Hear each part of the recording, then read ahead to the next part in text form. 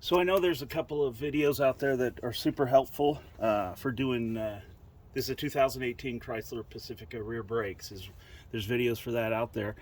But there's a couple of things that I saw that they left out. So there's these dust caps. Everybody points those out. Those are easy enough to get off. They come right off. With a little bit of convincing. Just pop those off. But the reason I'm making this video is because everybody seems to be holding their camera. So they have a hard time removing this spring one-handed. So I just wanted to show you. So there's little claws that grab on the inside. And I found that you pry it back and then pry it up. And it wants to come out. See how that claw is? That grabs on the inside. And once you pull one side off, you can just kind of rotate it around. But I wanted to show that. And then another thing that's kind of important that others have not mentioned, that so you release these, the parking brake, the electronic parking brake, at your radio. So you hit controls, then brake, and then you do service brake or something like that, and it releases it. And then they also don't mention, but the screen actually says it, to re-engage it once you're done, all you have to do is press the brake with your foot and then press the parking brake button and it'll re-engage it. This is 7mm. Makes it super easy. That's not hard to do. I'm going to pause until I get to the part I wanted to show you, is actually pressing in the brake caliper, because I haven't seen any video that anybody talks about that, and I think that's important. So once you have these loosened all the way, they'll get to a point where they just kind of continue to spin and don't do anything. And then you can just push them. Be careful of the rubber, and then they pop out just like that. So I'm going to grease them and then put them back in, just so I think they're probably identical, but I'm just going to do that just for Ramon.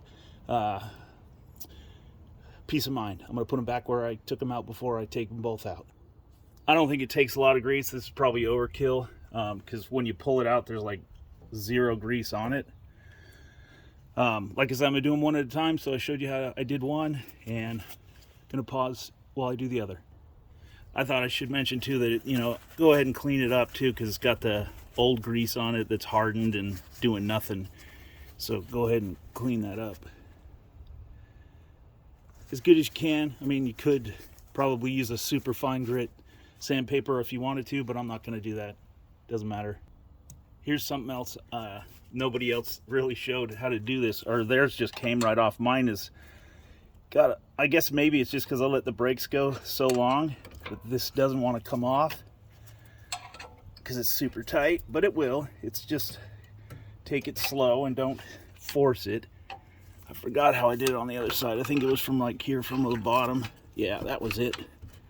Yeah, that made it way easier.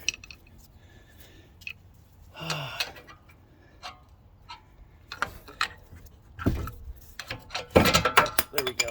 Okay, and make sure you don't just drop the caliper, because you don't want it to just put any stress on those lines. But this is, I'll show you. I'm gonna pause it here again. I want to show you why I'm making this video. Okay, in the caliper, can you see that little indentation right there? There's one on each side of the caliper. And that's important because, hang on, because my Civic was this way too. As you compress this on front brakes, like every car I've ever done, you just push this in with a C-clamp or something like that. But on these ones, then they have these indentions. It's important that you actually turn it as you compress it too. Otherwise, I'm told it can damage the brake caliper. Or piston, I guess. But, so, I bought this kit on Amazon. Let me show it to you. It's got all these doodads that fit into, see these little nubs? They fit into these notches. So as you compress it with this thing right here, that it actually spins slowly. And then this one, I think it's important to note that when you spin it, it's going to go counterclockwise. So this kit comes with, I don't know if you can see that. See, it says LH, so for left hand. So this one spins the opposite of the way you're used to. So when it tightens, it actually spins counterclockwise. So I'll show you. So this little thing, doesn't, it's super tight, but it does fit it. It's the only adapter that fits this one, but it's really close. But when you put pressure on it, it's a real snug fit, so it'll work. Or it did work on the other side. I've already done the other side. That's why I'm making this video. It's like, man, this is kind of important. I think people want to know this. But anyway, I'm gonna put it together and then resume. Okay, so I have it lined up. I don't have it tightened yet, and this one's counterintuitive because it it doesn't, you know, your whole life you've been lefty loosey, righty tighty, and this thing is the opposite. So it's it is like I said, it's backwards.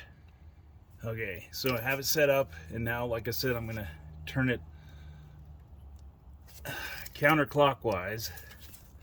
And then it wants to fight you because this keeps loosening, so I have to do this. Maybe just my inexperience with the tool, but I am tightening this, or keeping, I have to keep rotating this to keep it together, otherwise this stuff will come out of place.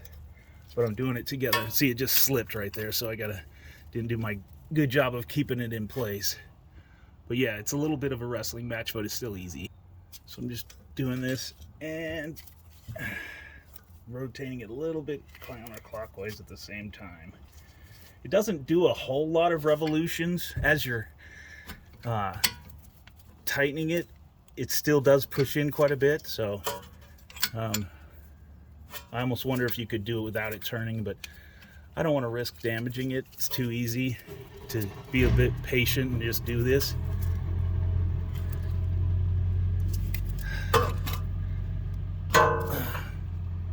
I should mention too, you can rent this tool from AutoZone. So what I figured out I'm doing is I tighten this like half a turn, and then I do this about half a turn.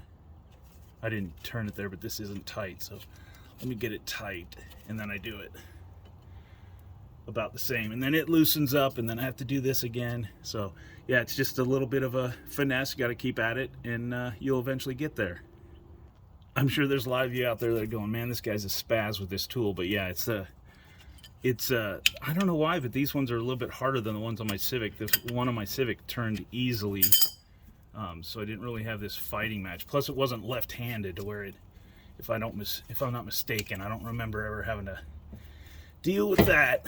See, it keeps slipping off as this part comes loose, but I'll win. I already did the other side. I had to just be patient. And then, like I said, eventually it gets to where the piston is at the top of this rubber, and you know you're done. I was worried on the first side, because this is the first time I've ever done these brakes, that that wasn't going to be enough, because it was getting super hard. But it does. So let me put this out of the way, and then I'll put the brakes on. The one with the spring, the pad, goes in the back. So this one with that spring, it's the one that goes in the back. I'm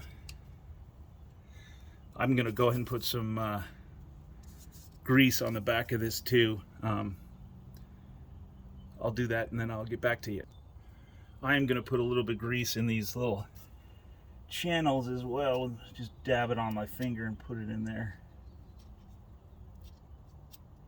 Be careful not to get it on the rotor. Definitely don't want to do that. You don't need grease on your brakes. So I think it's more important to make sure you don't do that. And then, just for fun, I put a little bit here on the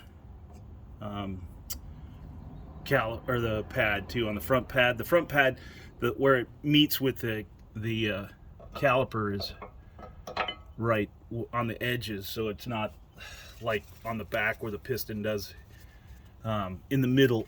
Anyway, let's show you how this goes on.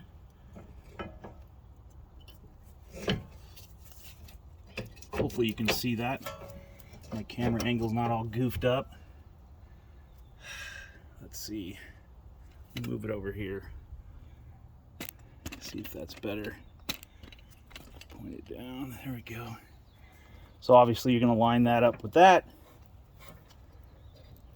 I'm hung up right there. Where's my doodad?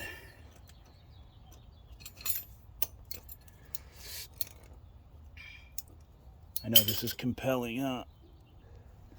So I have this back on Titan just to get it started.